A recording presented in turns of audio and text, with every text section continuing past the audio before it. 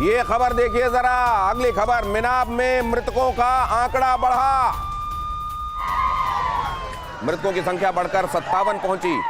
तो ईरान में जो ये हमला हुआ है अलग अलग जगहों पर, ये खासा कहर बरपा साबित हुआ है और इसमें बहुत ज्यादा सिविलियंस भी मारे गए हैं। अब मिनाब में ले लीजिए 57 लोग अभी तक मारे गए हैं, ये खबर आ रही है। ओवरऑल कितने लोग मारे गए होंगे।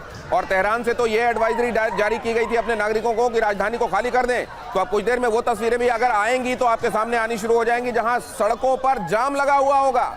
ईरान से बाहर निकलने वाले रास्तों पर आप देखेंगे लोग बेतहाशा भाग रहे होंगे और पहले मैं निकल जाने के चक्कर में वहां पर जाम लगा हुआ होगा। और इस बीच एक और अहम खबर आपके सामने TV9 भारतवर्ष की स्क्रीन पर। ये रही एक्सक्लूसिव अपडेट इस वक्त की। ट्रंप को ईरानी सेना की बहुत बड़ी धमकी। ट्रंप को ईरान की सेना की तरफ से बहुत बड़ी धमकी। अभी तो पुराने हथियार इस्तेमाल किए हैं। अभी तो पिक्चर शुरू हुई की तर्ज पर यह कहा गया है कि अभी तो ये पुराने हथियार इस्तेमाल किए गए हैं और अभी तो हमको अपने state of the art weapon निकालने बाकी हैं। अगर ऐसा है तो आने वाले दिनों में हम क्या देखने वाले हैं? या ये साई ऑप्स का हिस्सा है? क्या ये साइकोलॉजिकल ऑपरेशन, क्या ये साइकोलॉजिकल वॉरफेयर का हिस्सा है? ये कहा जाना कि अभी तो हमने पुराने हथियार इस्तेमाल किए हैं, ये कहे जाने का मतलब क्या है?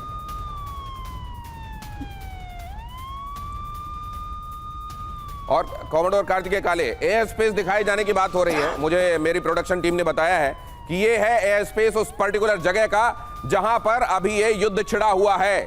ये स्पेस, वहां उड़ने वाली फ्लाइट्स, उनको ट्रैक करने वाले ये जो सिस्टम्स होते हैं, उन्होंने क्या बताया है? सर क्या दिखाई दे रहा है? इसमें कोई पैटर्न दिखाई दे रहा है? आप मेरे साथ आ जाएं प्लीज, एक्सप्लेन करें दर्शकों को समझने में इसको मदद ताकि मिले। यहां पर हमको दिखाई दे रहा है, ये है ईरान का नक्शा। ये तेहरान आपको दिखाई दे रहा है, जाहिर है। और इधर आप देखें, फिर इधर ये इराक शुरू हो जाता है। अब यहां पर जरा पहले और अभी की तस्वीरों को अगर आप कंपेयर करते हैं, पहले देखिए तेहरान के आसपास जो स्थितियां दिखाई दे रही थी वो ऐसी दिखाई दे रही थी। ये बात की स्थिति है, हाँ माफ कीजिए, वो पहले की स्थिति है। मतलब लड़ाई जब शुरू नहीं हुई थी तब से अब तो आप जानते हैं वहां पर कोई भी फ्लाइट्स उड़ नहीं रही हैं, सिविलियन फ्लाइट्स को उड़ने का तो सवाल ही नहीं उठता है। तो अब पहले जो स्थिति थी वो ये थी। अब जरा आप इसको एक्सप्लेन करें सर हमारे। देखिए नॉर्मली ये जो सारे एयरक्राफ्ट हैं ये मोस्ट प्रोबेबली सिविल एयरलाइनर्स वगैरह हैं और स्पेशली दोज एयरक्राफ्ट हैं जो अपना फ्लाइट डिटेल्स भर के, फ्लाइट प्लान भर के जाते हैं एक जगह से दूसरी जगह। ऑब्वियसली जैसे ही एयर स्पेस क्लोज किया जाता है, बिकॉज सुबह आपको याद होगा कि सुबह ईरान ने भी अपना एयर स्पेस क्लोज कर दिया था, इजराइल ने भी अपना एयर स्पेस क्लोज कर दिया था। तो ऑब्वियसली जब एयर स्पेस क्लोज हो गया है तब ऑटोमेटिकली वो सारा एरिया जो है खाली हो गया है तेहरान के आसपास।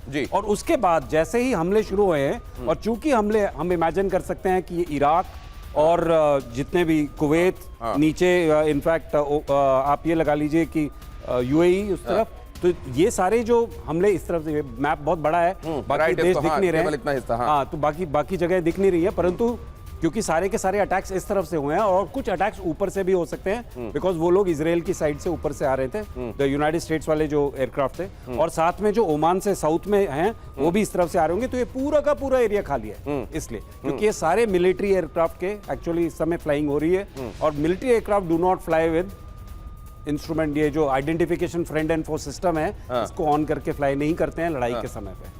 Identification friend and foe system on करके, क्योंकि वो फ्लाइट्स ऑपरेट नहीं करती हैं जो मिलिट्री एयरक्राफ्ट्स होते हैं, और इसीलिए उनको आप यहां पर नहीं देख पा रहे हैं। इसलिए जगह एकदम खाली दिखाई दे रही है, क्योंकि सिविलियन एयरक्राफ्ट्स जो पहले से फ्लाइट डिटेल्स के बारे में सूचना देने के बाद उड़ान भरते हैं वो अब उड़ नहीं रहे हैं। अगली खबर देखिए जरा, इस्फहान से IRGC ने किया हमला।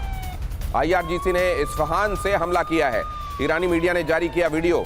इस्फहान, नतांज, फोर्दो, ये न्यूक्लियर साइट्स, और यहां से IRGC का हमला बोलना जाहिर है क्योंकि ये इन जगहों पर अमेरिका अटैक कर रहा है, तो यहां से काउंटर अटैक्स भी होंगे और उनमें से एक इस्फहान भी होगा। इन तमाम जगहों को पहले ही सुरक्षित कर दिया गया होगा, साइलोज में कई मिसाइलें रखी होगी और अब उन जगहों से फायरिंग की जा रही होगी मिसाइलों की। यहां पर आप देख रहे हैं वही वीडियो जो IRGC की तरफ से जारी किया गया है, ये बताते हुए कि इस्फहान से ये देखिए हमारी मिसाइलें उड़ान भर रही हैं। लेकिन सर ये बताते हुए IRGC का ये मतलब ये वीडियो जारी करना कि इस्फहान से हमने अटैक किया, इसके मायने क्या है?